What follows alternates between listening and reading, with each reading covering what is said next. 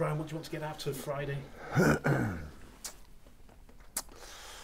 Well, we've got a really big game the following week, so a win, a good performance, little injury or no injury, and you know, I think we're in good shape at the moment. I think mentally we're all right. Mentally we're looking forward to a really big game next week, and we just got to make sure that we take on Huddersfield with the right attitude, because they'll want to go out with a last parting shot. You know, they won't be in party mode, I don't think. Joel Moon was named Player of the Year this week. How big a contribution has he made this season? Yeah, he's been fantastic. He's quite unassuming, and I think while he does grab a lot of the headlines, you go watch a game sometimes and you wonder if he's carried it in the last 5-6 minutes or done anything. But then he comes up with something special. He was named Player of the Year, and in particular, most players who get named Player of the Year is because of what they do offensively. And he's no slouch offensively. He's pretty good, but just defensively, he's just sensational, Mooney. And you know, he's just got this ability to cover off all options in front of him. He defends in an area where those blokes out wide have got a ball, a runner, and a bloke out the back always to cover off, and he seems to just make it look so easy. So you know, we've won some games this year based on the fact that our defence has been better than our offence, and he's been a big part, and he's been consistent with it all year. So it's a well-deserved award for him. He just picked Matt Parcell, 19 tries for the season, a new club record for a hooker. Incredible debut season for Matt. Yes, it has been, and he's great. He's great to coach, and doesn't need much. He just wants the ball in his hands, and you know, he's fitted in really well. I think most teams want to get some players that would suit their style. He's suited us. I think it's been well documented, the trial and error we've had about hooking. You know, ever since Danny Badiris left, really. You know, we've never really had week in, week out, consistently, you know who's going to be done here. Rob Burrow's gone in there and done a brilliant job. We had Sean Lunt for a while, won a grand final with Sean Lunt. You know, then we look at some of the names that we've had that have not stayed with us and moved on. And in Matt Parcell, we seem to have a really good one there. A tough kid as well. I often quip a little bit that he looks like a student walking around with all the Beckett students. He doesn't look like a rugby league player to me, but he's a tough old boot and a strong kid as well. So he's fitted in really well. Squad-wise, it looks quite strong. Have you left a couple out just for injury purposes? Or? Well, Stevie Ward's he goes to war every week. Stevie, you know, he picks his sword up, picks his shield up, and just runs into the opposition and starts trying to chop heads off and chop legs off, doesn't he? And it looks like he's been in a small car crash every week. So he's due a rest, Stevie.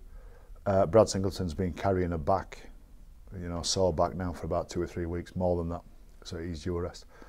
And I did approach 1 or 2 others about resting, but you know, they're keen, they want to carry on, they want to keep the momentum on. Are you settled on your 17 for next week? Close to it, yeah, close to it. I know. We've got a couple of versions. I talk it through with my staff nearly every day. I was talking through a potential semi-final stroke grand final team with them from March onwards. You know, what's your best 17? Then we do that most weeks. And gauge it up again. What's the 17 we're picking this week? And you've got to go through a process with most positions for team selection. Some obvious ones, you know, you make no apology that you know Callum Watkins is going to play, you know, Joe Moon's going to play, Danny McGuire's going to, you know, there's a few there that nobody would, there's no surprises there that I've got those penciled in already. But there's a couple of positions there that you've got to work out what's best for this occasion at this time of the year, and who's got the injuries and who hasn't got the injuries. Rick Stone's been quite critical of his side in the last couple of weeks. Are you expecting a response from them? They've had a couple of heavy defeats, the Giants. Only in as much as I think they'll want to. I don't think they'll play a conservative style. I don't think they'll have 5 drives and a kick. I don't think they'll want to get in the arm wrestle with us. I think they'll want to enjoy themselves. I think we'll see a more open version of Huddersfield. But yeah, there may be a reaction.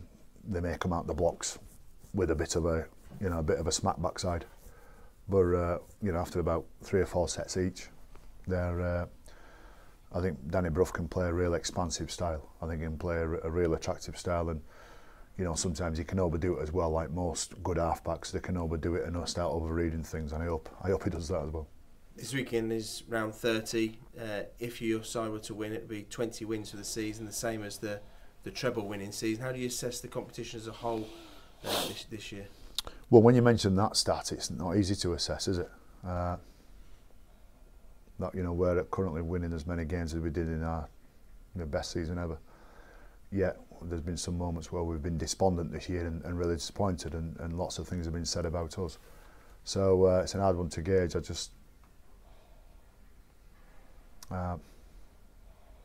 I do remember it towards the back end of 2015, and I've said this a few times, that for the final 10 games really, but certainly the final 6 or 7 games, every game it was just like the thriller in Manila where Muhammad Ali faced Joe Frazier, and he said after the game it was as close to a death as he's ever come, and we had that for like 6 consecutive weeks, and our blokes were just they just had nothing in them up until game day, and it doesn't feel like that this year. I don't think it's had that intensity this year. I think part to do with the top 4 hasn't been the top 4, and it's a bigger debate to have, but Wigan are currently out the top 4, I think, but anyway, been out the top 4 for a while. Saints have been out the top 4 for a while. Warrington, who have been one of the leading teams in Super League, are where they are at the bottom there. Huddersfield, who have been a consistent top 4 for the last 6-7 years, have been out the top 4, and we haven't been as good as we'd like to have been. That said, Wakefield, Salford are really good success stories. Hull's now a dominant force, so there's some different names that we're mentioning at this time of the year than we have been for a while. Don't ask me why, but I don't feel the games have been intense or been as tough across the board this year.